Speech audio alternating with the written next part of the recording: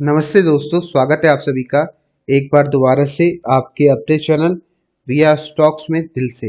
अगर आप चैनल नए हैं तो प्लीज़ चैनल को सब्सक्राइब कीजिए, साथ में ऑल नोटिफिकेशन को क्लिक करना ना भूलना ताकि कोई अपडेट आपसे मिस ना हो सके। साथ में दोस्तों आप हमें टेलीग्राम, ट्विटर, इंस्टा फॉलो कर सकते हो, सभी लिंक्स आपको नीचे मिल जाएंगे। तो दोस्तों वीडियो को अंत तक देखना, जैसे टाइटल लिखा गया है ये फ्यूचर का जो मल्टीबैगर स्टॉक है जो हमें ऑलरेडी अभी 80 से 90% रिटर्न दे रहा है, इसको आपको बेचना नहीं चाहिए। ठीक है, और लगातार आपको अपडेट दिया स्टॉक के बारे में कि अच्छा लगता है स्टॉक लॉन्ग टर्म के लिए। उसके दो तीन रीजन थे। अगर आपने वीडियोस देखा होता, हमारे पुराने वीडियोस, ऑलमोस्ट एक साल हो चुका है उस बात को जब फर्स्ट टाइम इसके ऊपर हमने वीडियो बनाया था, और लगातार आपको अपडेट दिया कि स्टॉक क्यों अच्छा लगता था। तो आज दोबारा से बात करूंगा। एक कॉमेंट आया था, उन्होंने स्टॉक को 208 रुपये के आसपास बाय किया है। ठीक है, आपको दिखा देता हूँ। तो दोस्तों आप देख सकते हो, ये रहा। सुमित जी ने कमेंट किया है 11 घंटे पहले। इनका जो स्टॉक है वो केनार कंस्ट्रक्शन है, इसके बारे में बात करूंगा। और सिर्फ इसके बारे में बात नहीं करूंगा, एक तो दूसरे हमारे जो बहुत सारे स्टॉक्स हैं जो लॉन्ग टर्म पर्पस के लिए आपको मैंने सजेस्ट किए थे, तो उनके ऊपर भी हम थोड़ा अपने व्यू शेयर करेंगे। तो पहले इसके ऊपर बात कर ले, केनार कंस्ट्रक्शन के ऊपर। तो इनकी जो बाइंग प्राइस है 208 रुपये है, एवरेज बाइंग प्राइस। तो इन्होंने पूछा क्या करें, प्रॉफिट बुक करें। तो दोस्तों देखो यार, अगर आपको लगता है कि आपको प्रॉफिट बुक करना चाहिए तो आप कर सकते हो, क्योंकि 80-90% ठीक रिटर्न होता है एक साल में, कम नहीं होता है। ठीक है, लेकिन हाँ लॉन्ग टर्म में स्टॉक अच्छा लगता है। और अगर स्टॉक नीचे गिरता है, और अगर गिरता है, वैसे गिर नहीं रहा है, अगर गिरता है तो आप डेफिनेट स्टॉक को एक्यूमुलेट करके चल सकती हो। पर्सनली मैंने स्टॉक में प्रॉफिट बुकिंग कब की कर ली है। ठीक है, अब आप बोलोगे सर आपने तो प्रॉफिट बुकिंग कर ली है और हमको नहीं बताया। तो देखो होता क्या है ना भाई, अब वीडियोस पूरा देखा करो। राइट, मैंने आपको अपडेट दिया होगा कि मैंने इसमें प्रॉफिट बुकिंग कर ली है। ठीक है, उसका एकमात्र रीज़न है, रीज़न ये है कि देखो भाई, मैंने आपको बताया ना, मैं लॉन्ग टर्म में इतना बिलीव नहीं करता हूँ, सच सच बता रहा हूँ। ठीक है, ठीक है, लॉन्ग टर्म का मतलब ये नहीं कि बेकार है। लॉन्ग टर्म बढ़िया है। लॉन्ग टर्म उनके लिए बढ़िया है जो मार्केट में टाइम नहीं दे सकते। ठीक है, अगर आपको लगता है आपके पास टाइम नहीं है, मार्केट पे कनेक्ट को टाइम नहीं कर सकते आप। टाइम करने का मतलब, आपको ये नहीं पता कि रशिया यूक्रेन का बीच में वॉर होने वाली है, आपको ये नहीं पता कि मार्केट निफ्टी कहाँ तक जाएगी, आपको ये नहीं पता कि निफ्टी का सपोर्ट कितना रहेगा, आपको ये नहीं पता कि कल निफ्टी में क्या होगा। मैं ऐसी बातें कर रहा हूँ। ठीक है, अगर आपको नहीं पता तो आपके सबसे बेस्ट रहेगा अच्छे लॉन्ग टर्म स्टॉक ढूंढो, केनार कंस्ट्रक्शन जैसे, जो आपको 10-15 साल के बाद काफ़ी अच्छा पैसा बना के दे सकते हैं। ठीक है, लेकिन अगर आपका माइंड थोड़ा ट्रेडिंग माइंड सेट है कि आप ट्रेडिंग करना चाहते हो, ठीक है, तो फिर आप शायद इन्वेस्टमेंट उतना ना कर पाओ। ठीक है, और अगर आपके पास टाइम भी है तो डेफिनेटली यार आपको एफर्ट डालना चाहिए ट्रेडिंग के लिए। ठीक है, अगर आपके पास टाइम नहीं है तो आप इन्वेस्टमेंट की तरफ जाओ, सिंपल सी बात है। ठीक है, तो ये स्टॉक मैंने कुछ में एक बार प्रॉफिट बुक कर लिया है, और मैं क्या दोबारा स्टॉक को बाय करूंगा। तो देखो अब मैं स्टॉक को बाय कब करूंगा, जब मुझे स्टॉक में ट्रेडिंग का सेटअप मिलेगा। अब ट्रेडिंग का सेटअप क्या होता है, स्विंग ट्रेडिंग की बात कर रहा हूं मैं। 10 से 15-20% मिल जाएगा, मैं बाय कर लूंगा, सिंपल सा लॉजिक है। ठीक है, और मेरे लिए बहुत है वो। राइट, बाकी जिन्होंने स्टॉक को यहाँ बाय किया, देखो यहाँ स्टॉक को आपको बताया था। ठीक है, यहाँ नहीं बताया था, मतलब इसके आसपास बताया था। यहाँ जब स्टॉक ने ब्रेकआउट किया 172 रुपये तो नहीं था वो, 190 रुपये था। ठीक है, 200 रुपये के आसपास भी आया था, वहां से स्टॉक ने हमें ऑलमोस्ट 80% रिटर्न दिया है। और ये स्टॉक ऊपर क्यों जा रहा है, उसके कुछ रीजन जान लेते हैं। देखो आप खुद देखो चार्ट पर, आप मुझे बताओ ये स्टॉक फ्यूचर का मल्टीबैगर बनेगा नहीं बनेगा।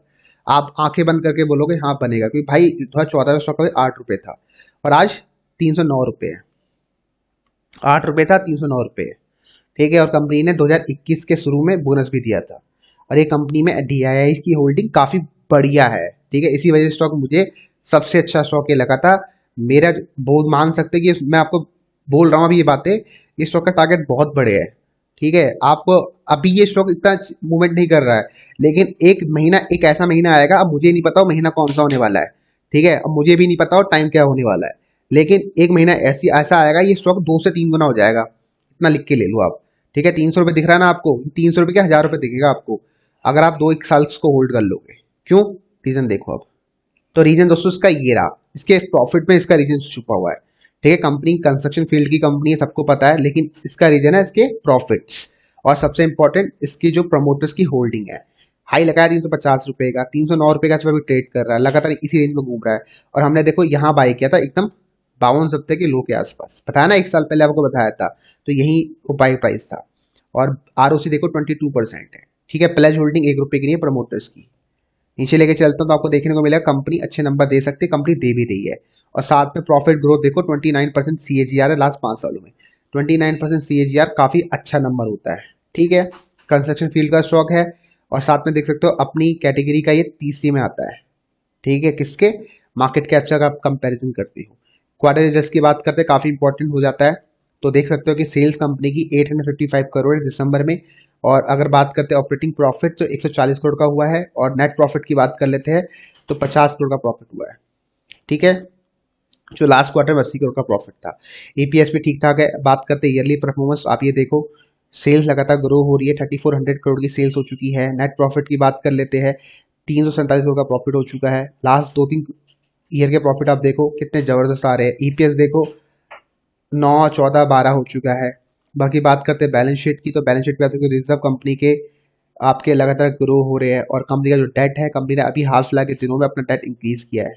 ठीक है, अब नीचे लेके चलता हूँ सबसे इंपॉर्टेंट फैक्टर्स की तरफ, शेयर होल्डिंग पैटर्न। ये फैक्टर देखो आप एक बार, प्रमोटर्स की होल्डिंग यहाँ पर 51%, 52% है, काफ़ी अच्छी होल्डिंग है।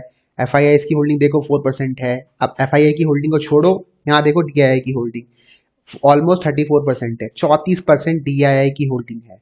और पब्लिक में मात्र 9% के आसपास का पैसा लगा। पब्लिक का मतलब रिटेल है। ठीक है, तो यही एक रीजन था मेरा स्टॉक को आपको बताने का। स्वामी जब 200 रुपये प्राइस ट्रेड कर रहा था कि यहाँ पर पब्लिक का 1 रुपये का पैसा नहीं लगा हुआ है, और जिस स्टॉक में पब्लिक की होल्डिंग कम होती है, लिख के ले लो। ठीक है, कागज पेन होगा अगर आपके पास, लिख लो। ठीक है, जिस स्टॉक में शेयर होल्डिंग पैटर्न में, मतलब जिस स्टॉक में पब्लिक में रिटेल की होल्डिंग सबसे कम होगी, अगर 5% नीचे है, तो वो स्टॉक फ्यूचर का लॉन्ग टर्म पोर्टफोलियो वाला स्टॉक है। समझ गए, मतलब वो आपका पैसा कभी जीरो नहीं कर सकता। वो आपको हमेशा 10-15%, 20% का रिटर्न हर साल देके जाएगा। ठीक है, अगर हर साल देके नहीं जाएगा तो 2-3 सालों के अंदर उसकी भरपाई कर देगा। ठीक है, तो ये समझ लो बस, अगर आप लॉन्ग टर्म में बिलीव करते हो तो आप इसको देख सकते हो। अब आता है क्वेश्चन, कहाँ बाय करें। ठीक है, हमने तो स्टॉक को बहुत सस्ते में बाय किया था, तो हम कब दोबारा स्टॉक को बाय करें, तो टुकड़ों में बाय करो भाई, टुकड़ों में। ठीक है, अगर आपको नहीं पता, प्राइस निकल चुका है आपके हाथों से। ठीक है, 200 रुपए से 380 हो चुका है, 300 हो चुका है, प्राइस निकल चुका है, आपको पता है, तो टुकड़ों में बाय करो। सबसे सेफेस्ट स्ट्रेटेजी टुकड़ों में, जैसे हम सिप लगाते हैं ना SIP, वैसे बाय करो। ठीक है, तो पहले आपको दिखाता हूँ यहाँ पर वॉल्यूम। तो देखो NSE में शो नहीं कर रहा है टेक्निकल ग्लिच के कारण, BSE में 23 शेयर लोग घर लेके गए। अब आपको दिखाता हूँ उसका प्राइस एक्शन। ठीक है, जो काफ़ी इंपॉर्टेंट है फॉर मी।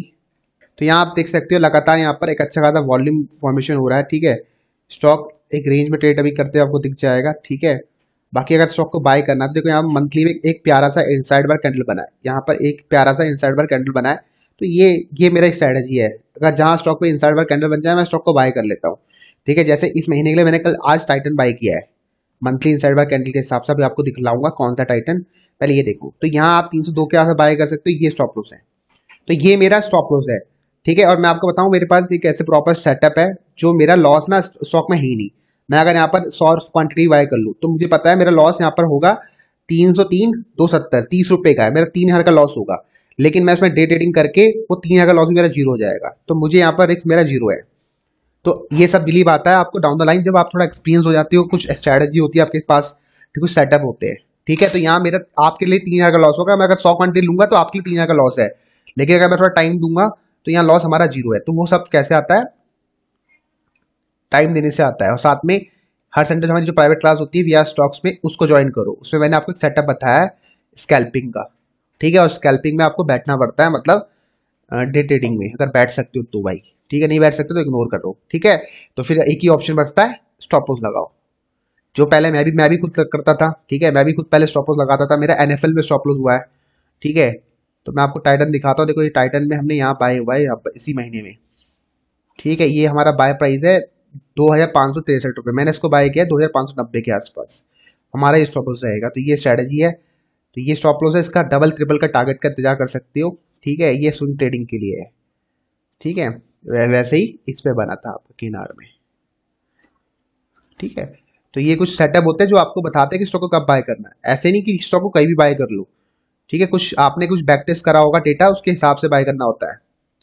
ठीक है, एक तो बाय ये सेटअप बता रहा है बाय करने का, डेली चार्ट में देख लो कुछ आपको इंडिकेटर्स मिल रहे हैं। देखो जैसे यहाँ RSI ऑलमोस्ट नीचे आ गया था, तो ये भी कुछ सेटअप है जिसको आपको बैक टेस्ट करना पड़ेगा। विदाउट बैक टेस्ट करोगे तो फिर तो स्टॉप लॉस ही होने वाला है।